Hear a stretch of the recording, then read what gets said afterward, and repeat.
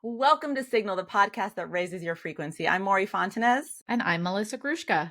And Bean, today we have a very special guest, Megan Hellerer, career coach and author of Directional Living. You ready?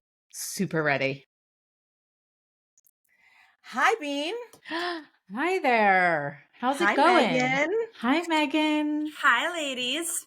Hi. It's so nice to have you with us. We're super excited to talk to you. Super duper excited. I feel like Likewise, it's a celeb. thank you so much for having me. And I have been doing a crash course on all of your podcasts, even though I was already familiar. So I can't wait to join the amazing conversations and truly really fun and interesting and resonant conversations you guys have here. So when we see that one listener spike, Bean, you know what's been happening. It's Megan. And that's a great transition into our cringe delight because Megan, I don't know if you did listen a couple weeks ago, you were my delight. I was like, I reached out to this woman. I'm reading her book. It's amazing. I reached out blindly and she was like, I know your podcast. And I used that as my delight. I felt like an absolute celebrity. Fangirl. You were a fangirl. I couldn't believe it. I was shocked to my core. I did not listen to that episode, but I'm so touched and honored by that. That's so sweet. Awkward, Bean. Bean, do you have another cringe delight, or is that your one for this week? I actually have a nice delight. It's a delight and a cringe, but it's in a lovely way. Is that I just received this morning a date for my second child's bat mitzvah. As we all know, last year, I wrapped on my first child's bat mitzvah, and it was all I talked about for about 4 to 8 months. And as we're finally coming down from it, I just received word. This one will be much calmer and quieter. And it really gave me pause. Like life is just zooming on by. I mean, my daughter's only 10. They give us the dates pretty far out. But pretty it's far here out. 3 years in advance. 2.5, because all the venues book out. You have to book your DJs, you have to book your stuff. Layla is not doing a big one, so this will be nothing like it. But so it just really gave me a moment, instead of panic of like, how am I going to get this all done? Of like, wow, she's going to be there. She's going to be a teenager before I know it. And my babies are all getting really big, but it's still delightful. Give me that date ASAP. I'm coming no matter what you're doing. All right. You got to ask permission. Layla, she's my best friend. Get out of here. Maybe you're not going to be invited. Okay. That's really sweet. I know. Well, Megan, since you're our special guest, how about you go next? Do you have anything cringy or delightful to share with us? Both, and I'm so torn between them. And actually, my delight is very short, so maybe I'll give you the delight, and then I'll give you the cringe, because the cringe is funnier. Perfect. The delight is that since, as I was working on my book for the past few years, I haven't been seeing as many one-on-one clients. And since the book has come out, I've been able to open up space to so many more one-on-one clients, which is like my first and true love. I love one-on-one work. And so I onboarded like 6 new clients in the past couple of weeks, and it is just lighting me up, and it is so much fun and really feels so energizing. So that is my delight. I'm feeling so inspired and on fire by my work these days. Awesome. I love that. And so my cringe is that my 1.5-year-old daughter is already having a bit of a sleep regression where she wakes up in the middle of the night and thinks it's like time to party. And they say she's like practicing skills. I'm not totally clear what skills it is that she's practicing. Party skills. Yeah. And so her party skills are off the charts. And so that's already happening. And my husband was away, and she had been up for like 2 hours. I'm just getting her back to sleep from like 1 to 3 in the morning. All of our fire alarms start chirping and going off. And she is just like, of course, freaking out. And I'm like holding a crying 1.5-year-old, trying to run around, like find the batteries. And I don't even know where the batteries are. And then I'm like in the basement with the surge whatever. And replace the batteries, and they still didn't stop chirping. And so then I had to like watch YouTube videos to figure out how to disconnect them in the middle of the night. It was like a 2-hour ordeal, and it was like laughably horrendous. Thank God for Miss Rachel, which like got her chilling for a little bit. But it sucked. And I feel like I'm not someone who does well on little sleep. So me either. I feel like I'm still recovering like 2 nights later. So Yikes. that's my cringe for the week. You said it was funny, and Maury and I, our faces were like pure horror. sounds The like entire horror. Yeah. nothing about it made me laugh. It sounds terrible for you. It was Horrible. I was like, I was like, my parents live 45 minutes away. And I was like, maybe we need to get in the car and go to my parents. Like, this might never stop. And I have no idea what to do. And I'm here alone. I mean, you have to laugh though. Like, in what You world do. do all of your fire alarms start going off in the middle of the night with an 18-month-old when you're by yourself? Like, that's insane. So That is actually really crazy that they all did it at the Yeah. same time. I remember when I was dating TJ and we were like bi-coastal, and I was really focused on staying independent as a single mom. Like, it was like, I don't need you. I don't need a dude.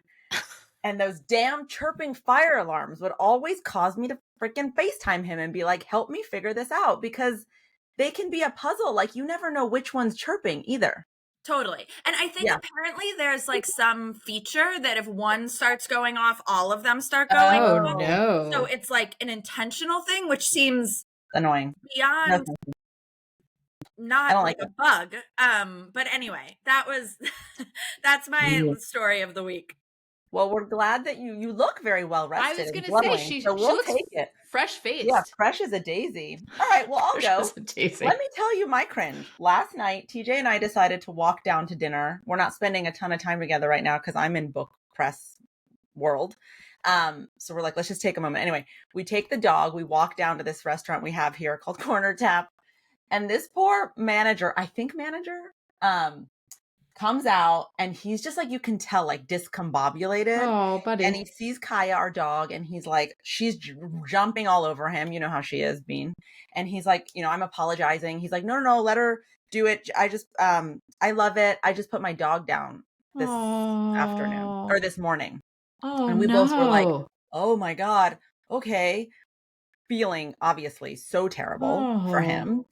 But he's so discombobulated that he like can't take our order, can't like he's talking about it, but he's like, I don't want to be sad about it. Also, what's your order? And so we order drinks, and I'm like, can I taste this one wine before I get a full thing? He comes out with 4 bottles. He puts them on the table with a glass. He's like, just do it. Just go ahead. You can taste whatever you want. And TJ orders a tequila on the rocks, and he brought out the full bottle of Don Julio with the glass of rocks and was like, here you go. Just leaves everything on the table and walks away. He was like, F it. Yeah, he was grieving. Like, oh, buddy. I know. So anyway, poor guy. And then he came out later. He's like, someone's going to take over for me. I'm just going to go have a drink and take the rest of the night off. We were like, yes, that cheers. Is a good idea. Yeah. You deserve to do that. Oh, buddy. I feel sad. I'm also not laughing at your cringe. I'm sorry. I know. I'm sorry that I hit you with a sad thing, but seriously. Anyway, Megan, anyway, without further ado, we want to talk to you about your book and about your work. So quickly though, I want to say that the reason this all happened was because I had been reading your book because I too I'm in this weird phase in my life where I just stopped being a stay-at-home mother and started working, and luckily have the comfort of working for my best friend, but sort of like, I'm 42. Where am I going? What am I doing? I'm just sort of doing odd jobs here and there with her. And I didn't really have anything. And I was feeling stressed about it. And I'm working with this other person who's also a friend of mine. And she said, you have to read this book. It's going to solve all your problems. And I read it and I was like immediately put at ease by your idea of, it doesn't have to be like, I don't have to know who I'm going to be when I grow up right now. I just have to be moving in the direction, and it has to feel right. And what I do know is that what I'm doing right now feels right. Do I know if it's what I'll be doing in 10 years? No idea. But it feels like I'm moving in a direction, and that in itself carries a lot of weight that we don't give enough.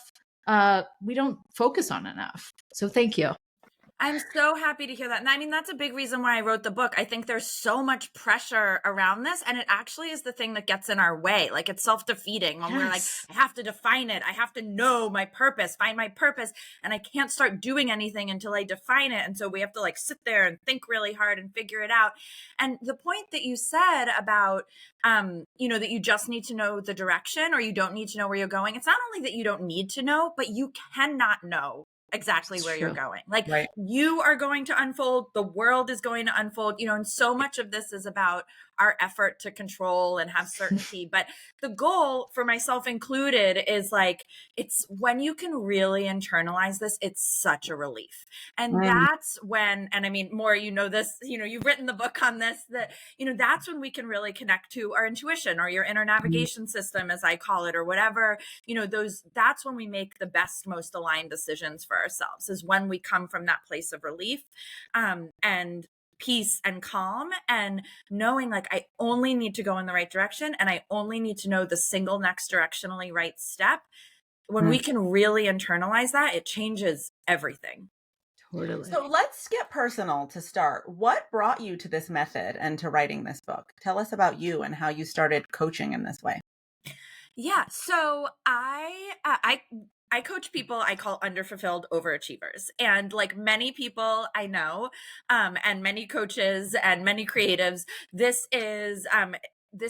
I started coaching underfilled overachievers because I am the original underfulfilled overachiever.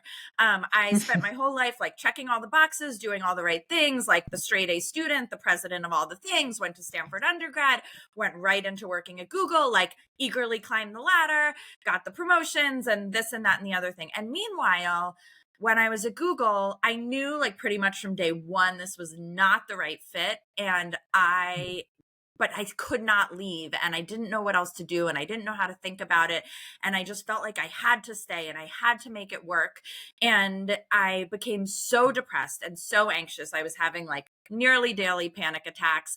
I changed all the things. I changed managers, I changed cities, I changed offices and teams. And, and I was so ashamed of this fact that I had, the best job in the world at the dream company. And I did everything I had set out to do. And how was I so incompetent or so ungrateful that I couldn't figure out how to make this work, or I couldn't figure out what else I wanted to do. And so I also wasn't sharing this with anyone, and it started affecting, all parts of my life until I couldn't do it anymore. And I, not even with an intentional decision, basically ended up taking a sabbatical. And then when I was supposed to go back, totally unplanned, was just like, I'm not coming back on Monday. I can't do it. And that was it.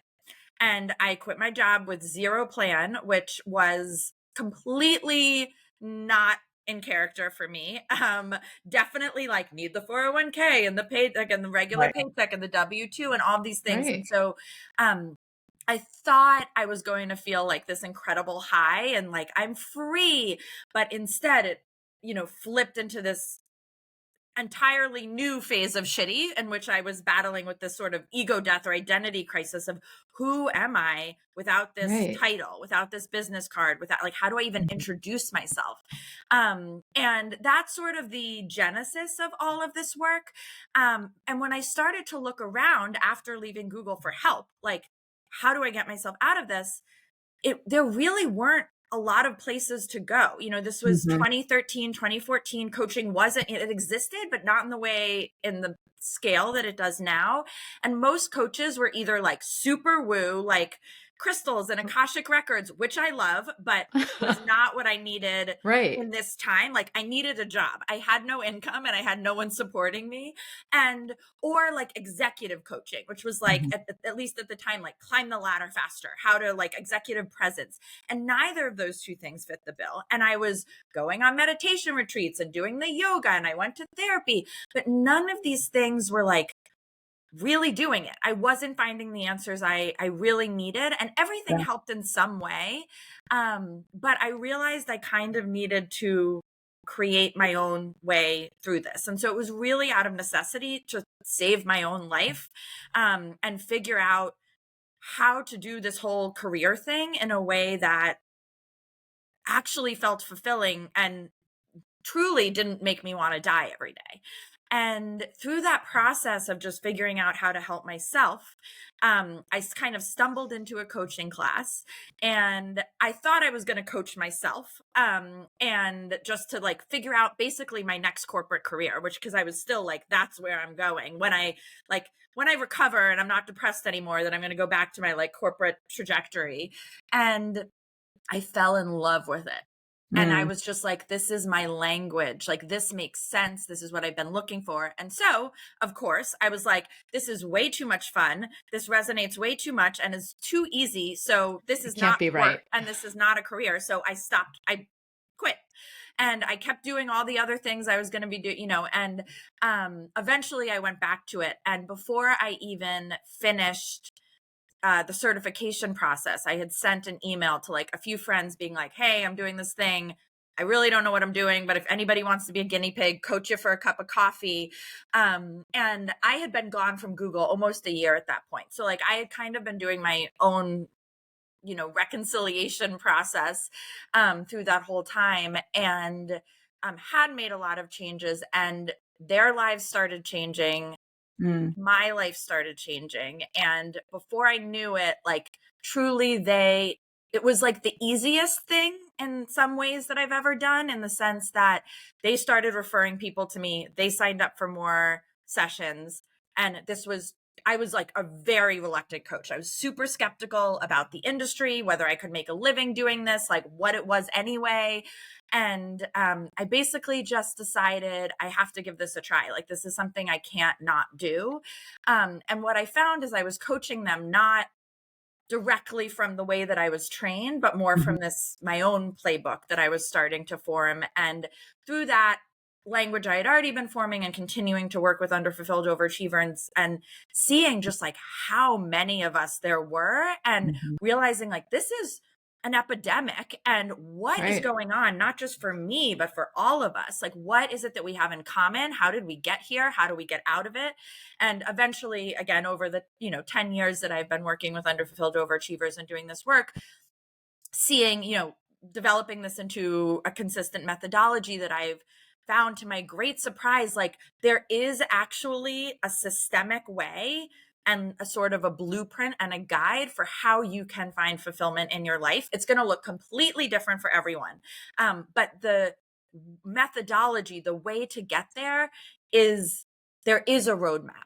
And so that is sort of how I came to this work, from my own pain, truly, and eventually writing a book for all of the underfulfilled overachievers out there. In my pipe wildest dream is no one ends up in a position that I did, of having panic attacks on the floor of a corporate bathroom, feeling lost and alone and not knowing where to turn to find fulfillment and purpose and meaning in their life. Why does our culture produce so many underfulfilled overachievers? I would say it's because we are taught to live destinationally. So in my framework, what I realized is that all of us underfulfilled overachievers, and all of us in our culture, have been taught to live destinationally. And what we want to do is shift into living directionally. And to live destinationally means to be outcome oriented, basically, to focus on the outcome and then reverse engineer whatever we're going to do into a precise path, and then follow that path to a T. And the problem with that is that it actually doesn't work. Oftentimes the outcome that we're anticipating, we get there and we figure out this actually isn't what I want, or it doesn't exist anymore. And so we're sort of presented with this false certainty through this process, which feels more comforting at first, but actually doesn't pan out in the end. And the other reason that we do this, in addition to the fact that it feels safer, is that we are taught to externalize these things, right? Instead of looking for like, what is my personal purpose, and what is the life I want to live and what is aligned for me. We've been taught to believe that the path to fulfillment is achievement. Is through advancement. And so the way we do that is accumulate as many achievements as we can as quickly as possible. And how we define our achievements is by looking around and asking everyone else, or inherited beliefs about what success is, what is achievement, what achievements are worthwhile, instead of asking ourselves these questions about what's meaningful to me. And so we have this belief that fulfillment is from achievement, when actually fulfillment comes from alignment. So it's not that I don't think people should achieve or accomplish things. And I'm certainly not anti-success or ambition. But in a directional sense, it's directional living comes from you as opposed to from outside of you. So instead of these shoulds and these, this is the objectively right thing to do, or these are, this is how it's going to be perceived as successful, or all of these various ways that we again externalize and take hints from other people and outside of ourselves and inherited beliefs. We really switch to living from our own internal navigation system, our own intuition. And so it's this living destinationally, which involves, again, this outcome orientation, which also means that when we're living, and then it's externalizing, right? Which is great for like the powers that be, because that's all imitation. So we're all doing the cookie cutter thing about like, here's how we climb the ladder to keep all the power, people in power and the corporations the way that they are. And the people, whatever the systems are that are intact, a lot of this is capitalism also, right? Like our worth is based on our achievement. So the more we achieve, the more worthy we think we are. And we're trying to prove our worth all the time. And so what I found is that all of these things contribute to this way of living destinationally. And if we can make this big, but actually small, manageable shift to directional living, which means switching the orientation to inside of us and switching to the direction we're moving in instead of the destination we're moving in, all of that gets reoriented. Do you see why I wanted to have her on? I mean, I feel like you guys have a similar track path and an extremely similar message. I mean, your inner navigation system is basically you're talking of higher self and speaking about how we have to go inward and stop focusing on the external. I'm just being quiet to let you ask a question because I could railroad and ask 10 more. You know how No, keep going. Well, no, and I said to you in response, which is why you're hearing me be quiet, is like when we bring guests on this podcast, I really want to showcase your work. Totally. And so I just really want to hear your perspective, because our listeners hear my perspective about intuition all the time, but obviously complete alignment around external validation versus internal wisdom, and tuning into what is true for you rather than the conditioning of what you've been taught to look at externally. I think I wanted to ask you about this topic around breaking up with the achievement lie. I think you do such a brilliant job of branding these concepts into smaller things we can understand. Can you talk to us about the achievement lie and what you mean by that? Yeah. So the achievement lie is, I sort of referenced it, but the achievement lie is basically this belief that the way to your best life, or the way to fulfillment and the way to purpose, is through achievement. So again, we believe that if we check all the boxes, if we go to the right school, we get the right job, and we show up and we work hard and we do the right things, we make all the right decisions, that we're going to be fulfilled. And what often happens, at least for the underfulfilled, myself and the underfulfilled overachievers that I work with, and why they usually come to me, is that you achieve everything you set out to achieve and you realize that it feels nothing like what you thought it was going to feel like. We feel like there's going to be, if we achieve enough of the right things, there's this guaranteed happiness or this guaranteed fulfillment. And the reality is that isn't the reality. Fulfillment does not come from achievement. It comes from aligned achievement. So the achievements that are uniquely well suited to you and your purpose. And so to reiterate, it's not about achievement. It's about alignment. And alignment to me means, again, the things that are particular to you and no one else. So building the life that is your life. And to me, when I look back at my life, it was a great life. It just wasn't my life. And this is something, a lot of people come and talk about imposter syndrome, or I'm feeling imposter syndrome. And to me, there's imposter syndrome is because we're behaving like imposters, right? I was an imposter in my own life. I was performing a life that wasn't mine. So of course I felt like an imposter. It wasn't this like secret belief that I wasn't good at my job, or like some self-doubt in terms of my competence. It was a feel, or like even being found out. It was more like being found out by myself, or being found out that like, I actually don't want to be here and I hate doing this.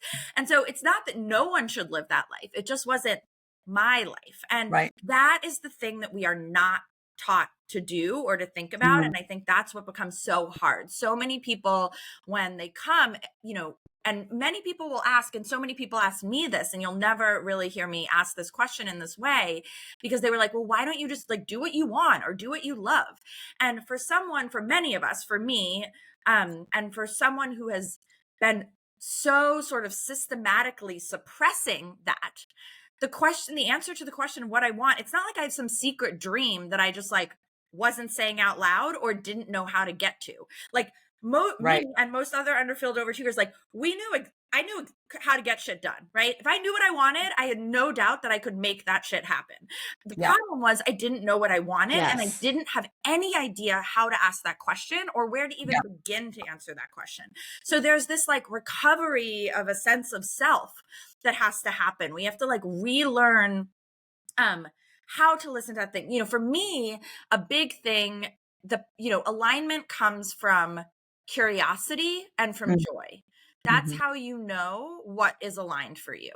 And so I often say, like, forget your purpose and follow your curiosity. And curiosity and joy are the building blocks of fulfillment. And so if every step you're taking has curiosity and joy involved, then the outcome is going to have curiosity and joy involved, right? Like wherever you end up, whatever direction you're heading in, all the things you accomplish are going to be filled with fulfillment and joy. And so we really need to, but so many of us have been trained that curiosity is getting in the way of your ambition. It's getting in the way of your accomplishment. For me, think of going, the story I just told about going to my coaching class, curiosity and joy all over the place. And I was like, but this is getting in the way of my like direct and linear up into the right path to my whatever CEO-ness. Instead of being like, wow, this is telling me exactly where I need to go. To me, I liken curiosity to hunger, which is where, cravings show you where the nourishment is. Curiosity cravings show you where the purpose and the fulfillment are. And so instead of suppressing those things, we want to follow them. We want to cultivate them. And many of us aren't used to doing that. We think really hard about like what strategically makes the most sense to advance my career, instead of like, I'm going to go do this thing just because. And I think that is one of like the most basic elements when people say like, where do I even begin? It's like, start following your curiosity and start trying to tune in and calibrate this inner navigation system, so that you can even start to recognize when something is aligned for you or not aligned for you. Even things as small as like, what am I having for dinner? So many times people will be like, oh, I'm having this thing because it's healthy or because I should, or da, da, da, da, da. Instead of being like, what do I really want to eat for dinner tonight? Or what TV show do I really want to eat? I really want to watch. Am I reading this book because I think I should and it's like on all the bestseller lists? Or am I reading it because it really is inspiring to me? And I think those are some of the like really basic places we can start and like roll up from there. Can I interject and be difficult, and you can coach me through this and explain to somebody like me? Because I am truly in the middle. I mean, I am your target audience. I am exactly there. Bring it. So let's say every night for dinner, I'm like, I want a slice of cheesecake because it's delicious and that's what I want, but I can't eat cheesecake every night. I can't. It won't give me the nourishment I need. It is too caloric. It will cause other devastations in other areas of my life. Similarly, I have the fear that, which in itself is the problem, is that everything I'm doing with Maury right now feels joyful. I consistently am happy. I never feel like this job is work. It feels like I'm in a supportive environment doing something I want to be doing. However, I do have, I guess, a destination in mind of trying to become financially independent. As you know, I've been home with my kids and now I want to become my own person, right? So I'm thinking to myself, this is so great. I'm loving this. I'm loving this. But is this going to get me to the financial independence that I want? Or is this potentially, I love you, Bean, wasting my time that I could be building up at another place towards my financial goals? How would you coach somebody, or how would you coach me in this situation? Like, I don't know the right answer here. So, okay, so a couple things. So the first thing is on the cheesecake example, I would argue that you would get sick of it, right? Like, so there's a couple ways we could think about this. I think if you let yourself eat cheesecake for a week, you would be like, I don't really want to eat cheesecake anymore. Yeah. And you've just been like telling yourself you can't have it so much, or you're going to have a bite of it once a week, or you're going to have a bite of it every night, or whatever it is. And I think that's part of it, is that we're so terrified of our own curiosity and our own joy. And so I think that's a big piece of it. Now, if there could be other, and so here, I would say do an experiment, right?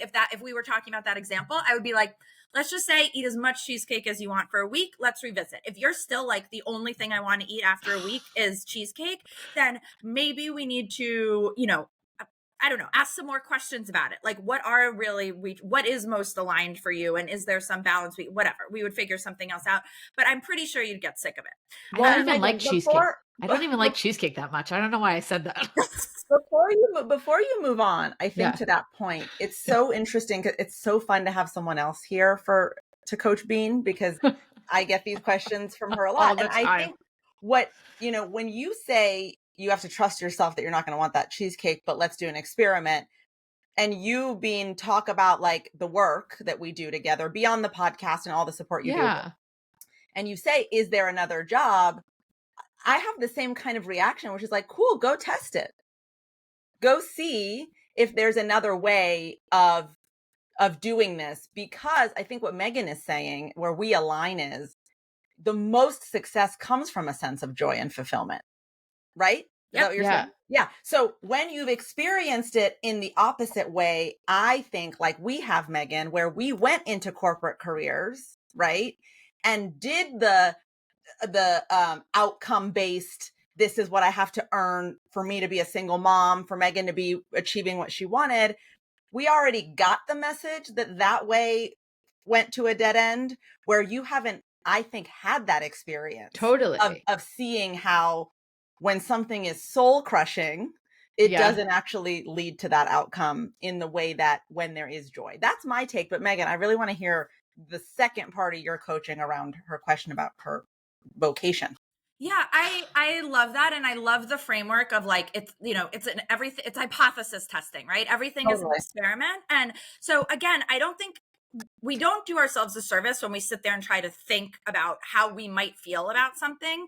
We need to like this, and this is what directional living is all about. Like, you need to go experience it. Right. So, and I don't think that means we need to like, quit everything and go start something else and then move across the country. But like, what is a small, low stakes way that you could test that? Because clearly there's a hypothesis here that is like, I would be more fulfilled. And again, fulfilled, to me, alignment encapsulates all of these things. I do not believe in the like starving artist, rich sellout situation. So if it's not meeting all of your needs, and again, obviously it's not going to feel perfect 100% every single part of the day. But if it's like very lopsided, meaning you're loving the work, but you're working for free and you can't live your life, that's not alignment to me.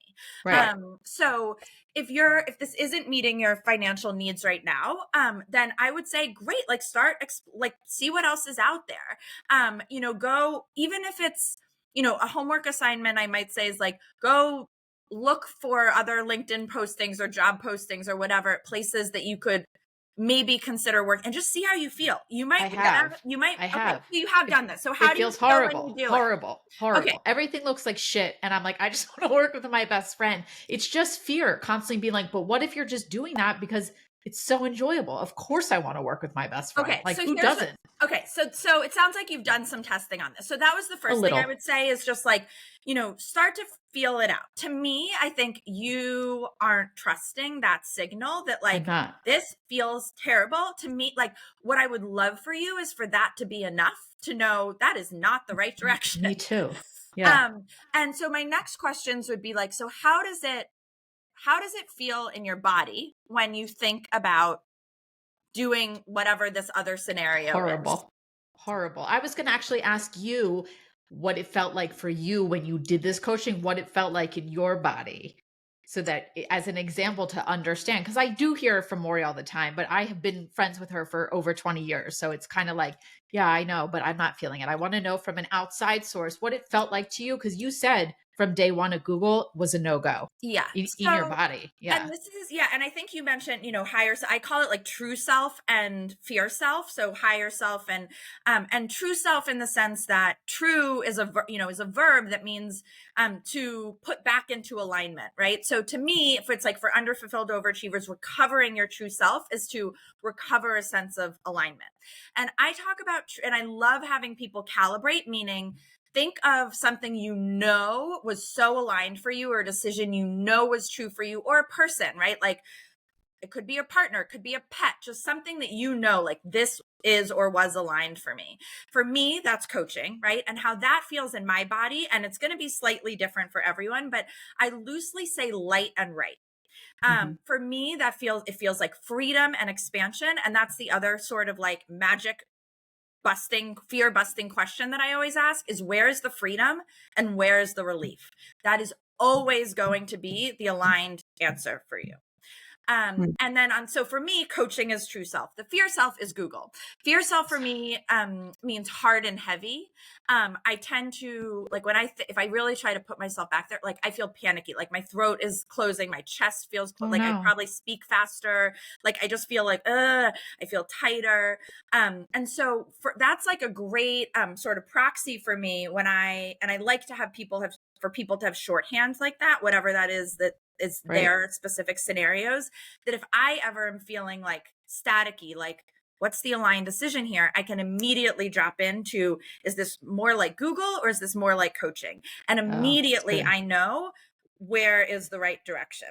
And I think there are a lot of people, and I mean, I'm your target audience. I think there are a lot of people in my situation right now. And I did realize throughout our conversation where the confusion for me lies. It's because it's my best friend. Like I can tell you it's a full body yes. Everything I'm doing with her is a full body yes. But I think the disconnect for me is it just because it's my best friend? You know what I mean? Like perhaps other people. Yeah. Oh, done. You're right. Maybe that is the joy, is working alongside of my best friend. I mean, another way to look at it is, how freaking lucky are you that you can work with your best friend, make money, have income doing work that you get to hang out with your best friend today. Like that, I think. So my question for you is like a belief similar to me being with coaching is like, I guess, well, do you believe that work can be fun and playful? Or do you believe that like to make money, you're not like working hard enough, or it's not real work if it feels good? Yes. Yeah. And like, how much money can I make loving my life every day?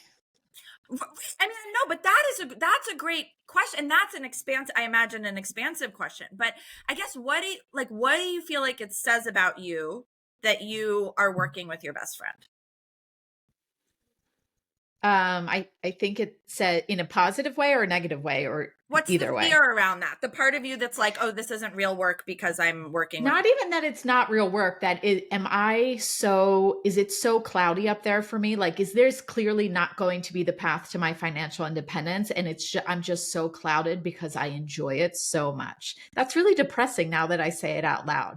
Like the fact that I enjoy it will stop me from being successful. That's underfulfilled overachieverness right there. That's total like the brainwashing achievement lie that it's like work is not supposed to feel this good. But let me flip it. I often find analogies between work and relationships to be really successful when we take it into a different domain, because I think there's a lot we can learn about like romantic partnership relationships that we can bring to career, and things we can bring from career into romantic relationships. So let me ask, if you felt like, wow, I love hanging out with this person, that let's imagine you're in a dating scenario. I love hanging out with this person so much. It's so much fun. We're so connected. We can't get married. I couldn't date this person. This must be wrong. You're right. It makes no sense. It's chaos. Right? You probably wouldn't say that. You'd be like, this is freaking awesome that I get like, and so I wonder if there's a part of you that's sort of afraid that it's like too good to be true, almost like 100%. Do I get to have this? Is it possible 100%. That I could love this work this much, work with my best friend, be this fulfilled after having, the joy and making this decision to stay at home with my kids for the past few years, and now I have this? Like, is this sometimes I think true? When is the other shoe going to drop, or how am I going to end up regretting this? That's 100% how I feel. Like, how lucky I chose to stay home. Honestly, my husband kind of wanted me working and I was like, no, like this is where I want to be right now. And then I like gently stepped out of it into this other beautiful heaven of working with my best friend. And so to me, it's like life cannot be this beautiful and easy for you. Like this cannot possibly be. That's exactly right. Oh, That's really, I mean, that that's, is really sad I saying kind it of just out want to loud. hug that little kid that thinks that. It sucks. I know. You're Yeah, right. so I would dig into like what, again, if you want to or if you need to, like what part of you feels that way and like where did you learn that? Because yeah, what's happening right now? Just how sad that is. Like if my child came to me and said, everything I'm doing is so beautiful and I'm so fulfilled and I'm so happy. Like, would I ever say, you need to get out of there? Quick, hightail it the other direction. Like, why can I not give myself that grace and allow myself to feel that level of joy, particularly when I am currently not financially independent, but do have the stability of the financial dependence at this moment in time? Like, it's all just unfolding so seamlessly that I'm scared. Can I ask you a question about the financial independence? You're getting double. Yeah, double let's here. go. Can I ask you a question about the financial independence though? Like, are you more financially independent than you were 2 years ago? Absolutely. How is that not incremental change towards your goal? 100%. I just fear that my voice, my loudest fear voice is you're wasting all of these years that you could go to like a typical company and work your way up. And then by 55, I'm 42 already. By 55, you would be at X position and making X amount of money. Whereas I'm here and I'm more financially independent, but I don't know where I'm going to be in 2 years from now with Maury or wherever I am. And that I don't do well with that. That's what there's no clear path with Maury. Like, I'm going to be this role and I'm going to make X amount of money. And that feels really scary to me. So the flip side of that is that the achievement lie and the destinational lie is that is a predictable path. That there is some corporation you can go to that's going to have some predictable linear path, and you don't know that. You could get laid off. You could, like, who the hell know? You could hate it. You could. There's so many things. Like, that's the lie that corporations, and again, I'm not anti-corporate or working in corporations, like corporations in their purest form and working on like wonderful things if they're aligned. But the fact that it seems like this certainty is actually not true. And my question around the financial independence is more like, why and like to what, like what does that mean to you? What is important about that to you? And what does financial independence mean? This really is a coaching session and I'm very much enjoying it. As am I. What does that mean to me? You thought you were going to be watching the two of us, but this is even better. What that means to me truly is being able to live with, I've mentioned it many times. I grew up very well off. My parents took care of me and basically like handed me over to my husband before we were even married. And he then basically financially supported me in a lot of ways. I've had jobs on and off. I met Maury at a job, but nothing that was lucrative enough to support the lifestyle I was always living. So I have always been dependent on other people. And for a long time, I actually didn't mind it. It was like, yeah, that's just how it is. And then I think having children probably started to shift my mindset. Like, I'm responsible for these babies. And if anything ever was to happen to my husband or anything, I need to know that I can show up for them in the way that they will need and want, and that I can also show up for me and not feel guilty about certain purchases or living, we just did an episode on wants and desires and not shaming your desires, that I can afford to get the thing that I want to get or the Botox that I want to get without feeling like, ugh, I shouldn't be spending his money or their money or this because I should be putting it towards groceries. That's what financial independence looks like to me, is living a comfortable lifestyle for me and my children without the aid of anybody else. Why is that important? Because at the end of the day, I have me and I need to have me. You can't really rely on other people. As I get older, I have support from other people, but you have to be able to take care of you. You have to. I would maybe put some numbers around what that means to you, because again, like if you're I'm all about financial independence and you're in an interdependent relationship. Correct. And like you're in a family unit, and this is like, this is hard for me on the other side, is I can veer so to the independent side, that it's like, no, we can share things and share expenses and like that. So, but I would like, what would that actually, like, numbers look like for you in this current structure? What would, and start to think, because you may be more financially independent in this structure than you think you are. I think that the beauty, Megan, of where this just went, which is why I fucking love our podcast. Sorry, I cried. And my best friend and my co-host is like, this is real life stuff. This isn't just theory that you wrote about. This is something that you clearly were meant to do because you do it so well. And I really appreciate that you actually showed so many of the principles in real time around the way that Melissa was thinking about it. So I want to ask you one final question. Actually two, if that's okay. Totally. Okay. So I want you to talk a little bit about this last core principle, which is launch and is it launch and reiterate? Iterate. Yeah. Iterate. Perfect. Because I'm so fascinated by, again, the way that that's phrased. So answer that for us. And then I have a final question for you too. Okay. So launch and iterate. So so when we're living, one of the things that we get wrong in destinational thinking, again, is that we figure out the outcome, we try to reverse engineer it, and then we try to stick to the plan. Instead, we want to, as we sort of alluded to, we want to launch and iterate. And this comes from tech, where if you, like the tech world, where if you're launching a new product or a new app, nobody expects it to be perfect or done. It's not like you one and done and you put it out in the world. You launch it and you iterate. It's the same thing as testing and learning. So whenever we have a question, instead of trying to be like, I need to know the answer before I begin, what is the smallest step I can take to get more information to help me, which is kind of what we were talking about with, like, look at some job postings and see how you respond to that. Give your inner navigation system some more information to like decide how you feel about it. Or if you're trying to decide where to live, like go visit the place, like whatever those things are. So, and then we constantly want to be iterating on those things. And I think this helps so much for the perfectionists in us that are like, we want to get the right answer, but this is all having a hypothesis and taking, like, what is the smallest action I can take, or how can I get more information? So if you have a hypothesis, like, I want to start a podcast, so many people would be like, oh, I can't, I don't know how, I'm not qualified, I this, that, the other thing. Instead, it's like, maybe that's true, but like get some more information, like have a conversation with someone who has a podcast, or take a podcasting class, or read an article about podcasting. Just get more information. And my feeling on this is that even if you don't start a podcast, the fact that you're curious about it is moving you in a direction you want to start in. So maybe you aren't going to start a podcast and it turns out that actually isn't aligned for you.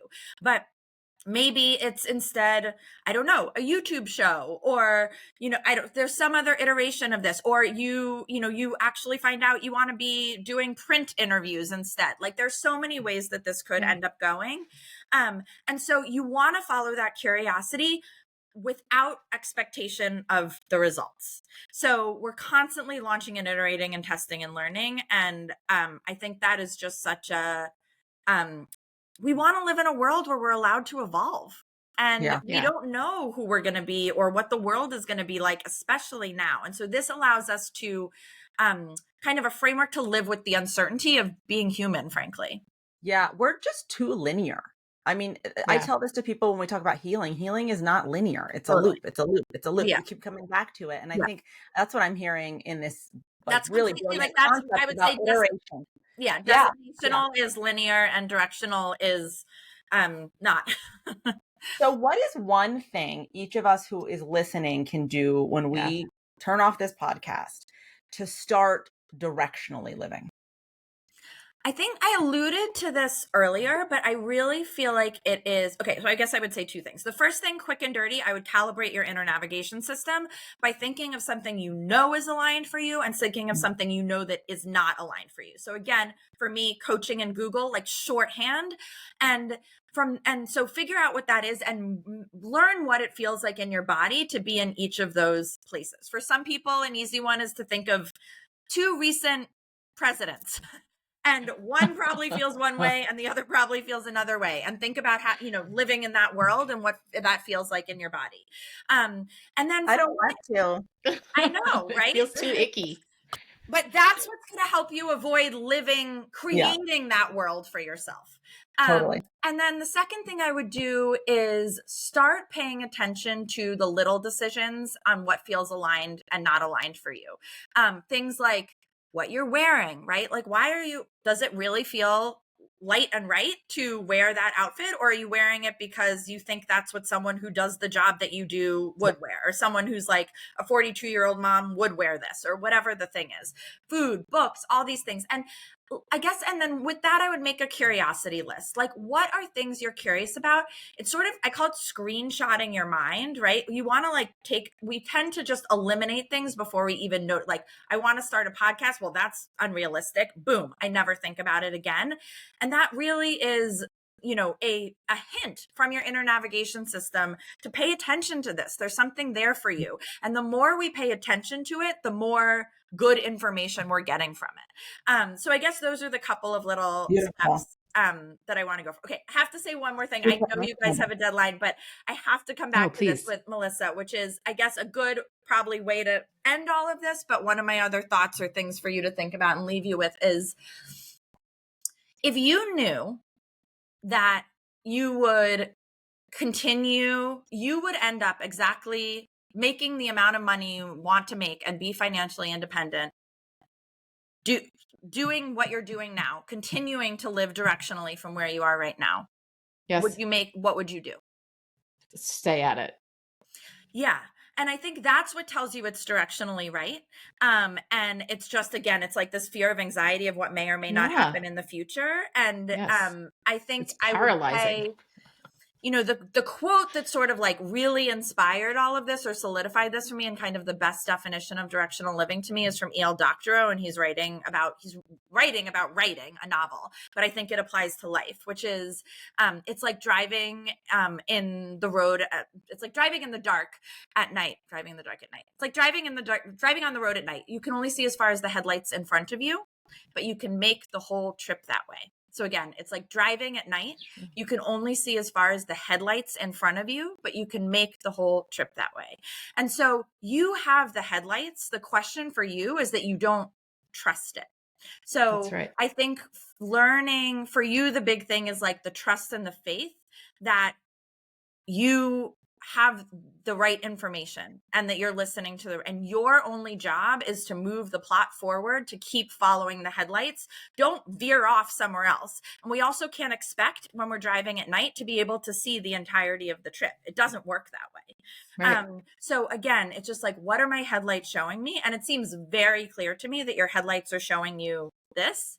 That doesn't mean don't dream or imagine, like, what else like this could I do on top of this? Or are there other people hosting podcasts or doing similar work to Maury that you could train? Like, there are many ways that you can expand from here, but I don't think, it doesn't sound like you need to jump ship.